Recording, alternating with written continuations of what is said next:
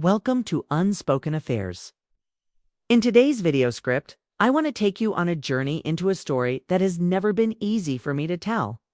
It's a story about choices, about longing, about the quiet ways life can surprise us, and the invisible lines we sometimes cross without meaning to.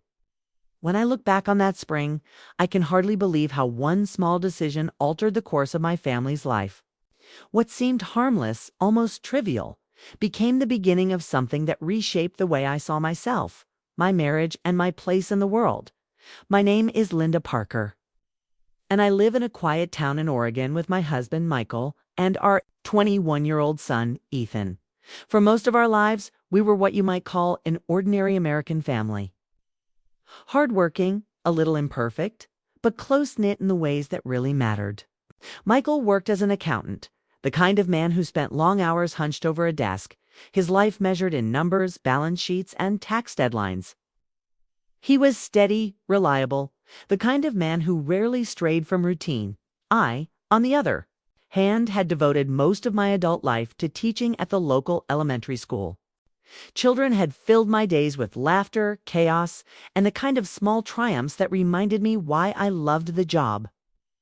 But after years of juggling work and home, I stepped back.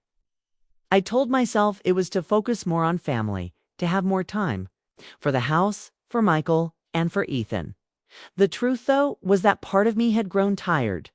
I wanted space to breathe, to rediscover pieces of myself that had been buried under responsibilities. Ethan was the bright thread in our lives. It's the one who gave us something to look forward to. He was in college studying fine arts, a choice that puzzled Michael but filled me with pride. While Michael thrived on certainty and numbers, Ethan lived in a world of imagination, color, and possibility.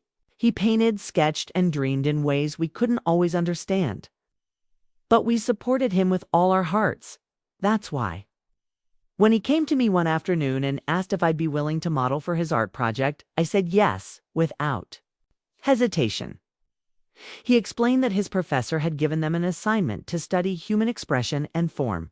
Most students hired models or convinced friends to sit for them, but Ethan thought it would mean more to capture someone he knew so deeply. At first, I laughed, teasing him about how many glamorous choices he must have had at his disposal. I joked when he could paint someone young, striking, and unfamiliar. But beneath the laughter, something stirred in me. I felt touched, profoundly touched, that he wanted me, his mother, to be part of his work. What I didn't know then was how that small yes would ripple through our lives in ways none of us could have predicted. The first session seemed so ordinary. Ethan transformed the garage into a makeshift studio. There were canvases propped against the walls, jars of brushes cluttering an old wooden table, and the faint, earthy smell of oil paint filling the air. He asked me to sit on a wooden chair near the window where the late afternoon light spilled in, casting soft shadows across my face.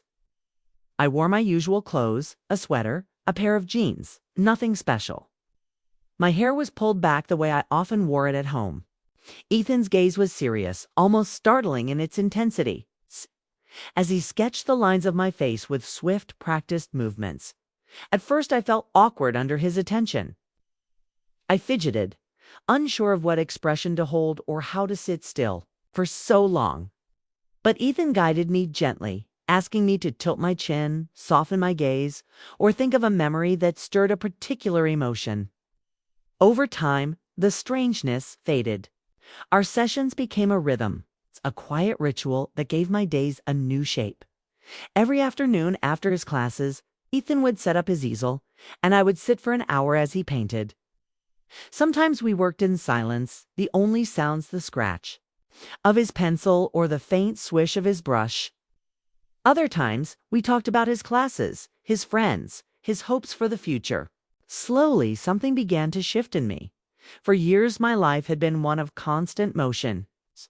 I was always a mother, a wife, a teacher, roles that demanded and consumed me. I was always doing, always serving, always needed by someone, a teen. Those hours in the garage, I was simply still and seen. It felt strange and comforting all at once. Michael barely noticed. He was wrapped in his work, coming home late, eating quickly, then retreating to his office to prepare for another day. I tried to tell him about Ethan's project, about how meaningful it felt to participate, but his attention was elsewhere. He nodded, said, "That's nice," and moved on to talking about deadlines or bills. I reminded myself not to expect more. Michael had never been the artistic type. He saw the world in black and white, in problems and solutions, not in colors and emotions. And yet, his indifference left me with a quiet ache I couldn't shake. As the weeks passed, I noticed small changes in myself. I began to care about how I looked before sitting in that chair. I brushed my hair more carefully, added a touch of lipstick, sometimes chose a blouse I hadn't worn in years. I told myself it was for the art, that I wanted to give Ethan something beautiful to capture. But deep down, I knew there was more. For the first time in years, I felt like someone was truly paying attention to me. Not as a caretaker, not as a wife who kept things running, but as a woman with a face, a presence, a soul. Then came the day Ethan turned the canvas toward me. I had expected a simple likeness, a face I would recognize as my own, perhaps softened. By his hand instead, what I saw made me catch my breath. He hadn't painted me as the tired woman I thought I was. He painted me radiant, alive. My eyes sparkled with strength. My face glowed with youth I no longer saw in the mirror. The woman on that canvas was bold, luminous, breathtaking. Tears stung my eyes. "Is that really how you see me?" I whispered. Ethan's expression was serious, steady. "Mom," he said, "that's who you are. You just don't see it anymore." It was such a simple sentence, but it pierced me deeper than anything Michael had said in years. In that moment, I realized how starved I had been for affirmation, for someone to remind me that I was more than the roles I had been playing. And yet, with that realization came a shadow. Because once you've been seen in a way you've been craving, it becomes nearly impossible to return to the shadows of neglect. I began to crave our sessions, not just for the art, but for the attention, the intimacy of being studied and noticed. Ethan's intentions were pure, but my own heart began to wander. I never meant to betray Michael.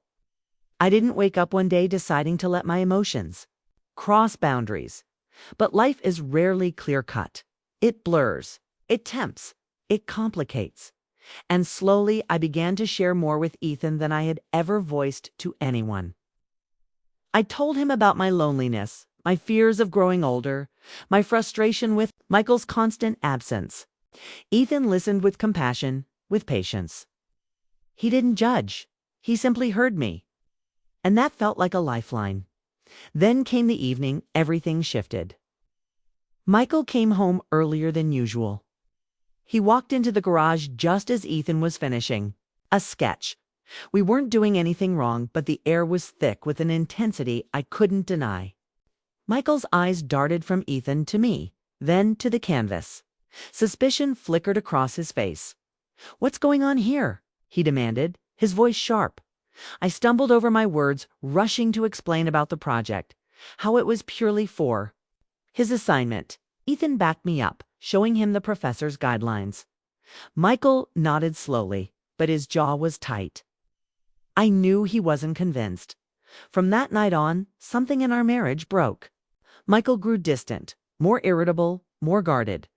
It was as if he sensed part of me had already drifted somewhere he couldn't reach. And he was right. Because even if I never admitted it, I had crossed an invisible line. Not physically, but emotionally. I had invested parts of my heart where they didn't belong. And yet, despite the guilt pressing on me, I couldn't stop. I kept returning to that chair, to those hours where I felt alive, where I felt seen. It was a quiet addiction, one that gave me comfort even as it tore at the fabric of my marriage. What happened next was something none of us expected.